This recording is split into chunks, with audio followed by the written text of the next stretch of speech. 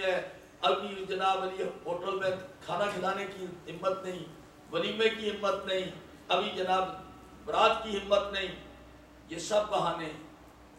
اللہ کہتا ہے تم شادی کرو، جتنی اوقات ہے اس کے اندر کرو، بس اتنے پاؤں پھیلاؤ جتنی چادر ہے، تم فریضہ ادا کرو، اللہ تمہیں غنی کرے گا۔ ایک دفعہ ایک شخص امام جعفر صادق علیہ السلام کے پاس آیا، امام جعفر صادق علیہ السلام کی خدمت میں آیا، کہتے ہیں مولا میں نے سنا ہے آپ کے جد کی ایک حدیث ہے، آپ سے کنفرم کرانا چاہتا ہوں کہ حدیث صحیح ہے۔ آپ نے کہا کیا حدیث سنی تم نے؟ کہنے کا حدیث یہ سنی ہے کہ حضور نے فرمایا کہ غریب آدمی اگر شادی کر لے تو امیر ہو جاتا ہے، غنی ہو جاتا ہے۔ بسم اللہ، یہ رسول اللہ نے کہا کہ اگر غریب شادی کر لے امیر ہو جاتا ہے، تو یہ کہاں تک صحیح ہے؟ کیا صحیح ہے؟ امام نے فرمایا 100% صحیح ہے، 100% صحیح ہے۔ امام نے فرمایا کہ ہمارے جد کا جو بھی فرمان ہوگا وہ قرآن کے مطابق ہوگا۔ پہلے تو آپ نے کہا کہ اللہ نے وعدہ کیا اَن یکونوا فقراء یغنیہم اللہ من فضلہ، اگر تم فقیر ہو تو اللہ تمہیں غنی کر دے گا۔ یہ تو آیت سورہ نور کی 32 نمبر آیت میں امام نے کہا کہ بالکل ٹھیک ہے۔ ایک امام علیہ السلام نے فرمایا کہ رسول اللہ کے پاس ایک نوجوان آیا، اور نوجوان نے آ کے رسول اللہ سے یہ کہا کہ یا رسول اللہ، اب یہ شرعی لحاظ سے میری واجب ہے مجھ پر شادی، لیکن میں فقیر ہوں، کچھ ہاتھ میں نہیں ہے۔ انہوں نے کہا کہ تم نے کہیں شادی کی تمہیں ضرورت ہے تو اپنا کوئی جوڑا کسی کی وساطت سے تلاش کر لو اور شادی کرو۔ پھر کہنے لگا مولا میرے پاس کچھ بھی نہیں ہے۔ آپ نے فرمایا نہیں، توکل علی اللہ، کچھ نہ کچھ کھانے پینے کا ہے، بس صرف جیسا ہے نکاح کر لو، شادی کر لو انہی کپڑوں کے اندر، اور جو کچھ گھر میں کھاتے پیتے ہو وہی کھانا پینا کرو، لمبے تردد نہ کرو، شادی کر لو، امیر ہو جاؤ، غنی ہو جاؤ۔ تو حضور نے اس کو کہا کہ تم غنی ہو جاؤ گے۔ حضور نے کہا سن، یہ تیری غربت دور ہو جائے گی جب نیک عورت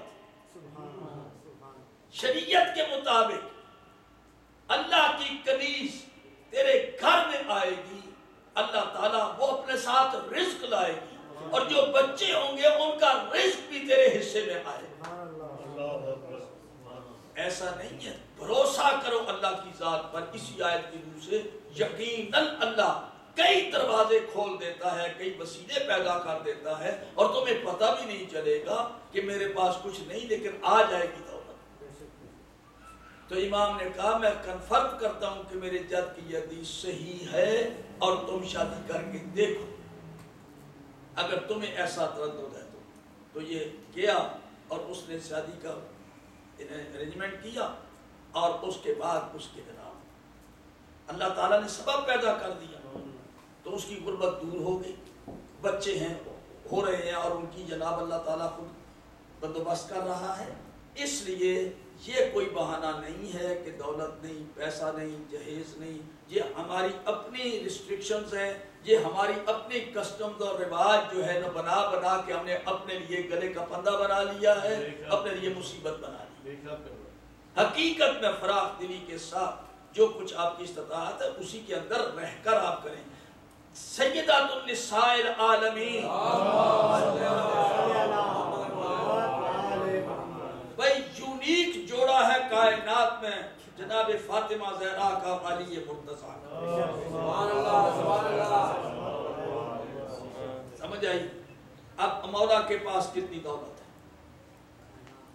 کماتے ہیں خرچ کر دیتے ہیں، کماتے ہیں خرچ کر دیتے ہیں، اور جناب فاطمہ زہرا خدیجۃ الکبریٰ کی بیٹی، خدیجۃ الکبریٰ کا سارا مال مسلمانوں پر خرچ ہو گیا۔ کتنی زمینیں مدینے میں خریدی گئی، اور کتنی دولت جو ہے نو مسلموں پر خرچ کی گئی۔ حبشہ میں 2 ہجرتیں کی آپ نے، ساری دولت وہاں کے لوگوں کو پیسے دے کے مکان بھی خریدے ہیں، مکانوں میں رہائش کی ہے اور وہاں کاروبار کیے ہیں، لوگوں کو دیا ہے، وہ سب دولت جناب خدیجہ کی۔ تو جناب سیدہ کی جب شادی ہوئی تو جہیز کیا تھا؟ یعنی اس سے بہتر کائنات کی سردار خاتون، جنت کی مالکہ، آپ جہیز کتابوں میں پڑھ لیں کیا ہے؟ یہ دیکھ لیجئے، ہمیں کم از کم جو مومن ہیں ان کو یہ بہانہ نہیں بنانا چاہیے۔ اگر بچے بھی بیٹی ہے بیٹا ہے تیار ہیں بلوغ کو پہنچ چکے ہیں تو جلدی جلدی ان کا ارینج کرنا چاہیے، کیونکہ اس کے بعد یہ کوئی سنوائی نہیں ہوگی۔ اللہ تبارک و تعالیٰ نے فرمایا ہے کہ شادی انسان کے لیے لازم ہے اور کوئی فریضہ اس وقت تک اس کا صحیح قبول نہیں ہوگا جب تک کہ شادی شدہ آدمی شادی نہ کر لے۔ جناب رسالت پاک کا فرمان تھوڑا ہے، آج حضور کا ارشاد گرامی ہے، اصول کافی کی یہ حدیث ہے، من تزوج آراد نصف دینہ وفی حدیث فلیتق اللہ فی النصف الآخر اب الباقی۔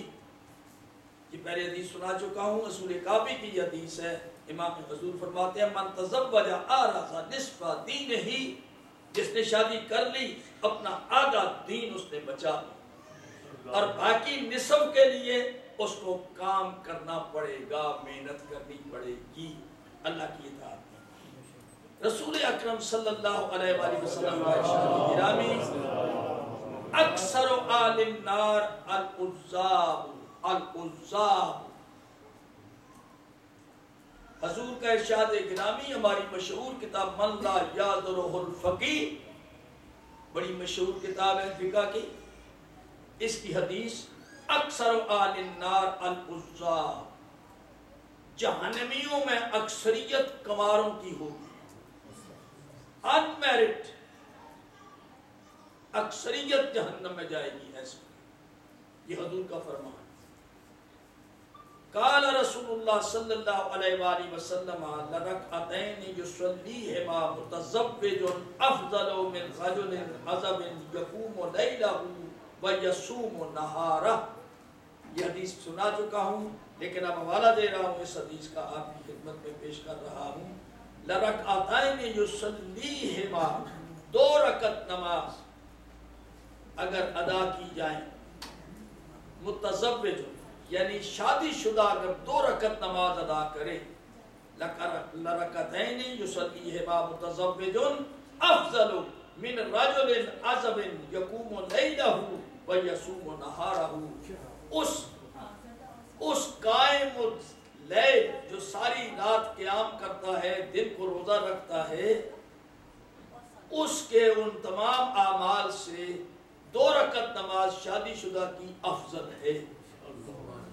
اور امام جعفر صادق اس حدیث کی شرح میں آپ نے فرمایا کہ 70 رکعت نماز نافلہ یعنی غیر شادی شدہ کی اور 2 رکعت نماز نافلہ شادی شدہ کی، تو شادی شدہ کی 2 رکعت افضل ہے اس کی 70 رکعت سے جس نے شادی نہیں کی۔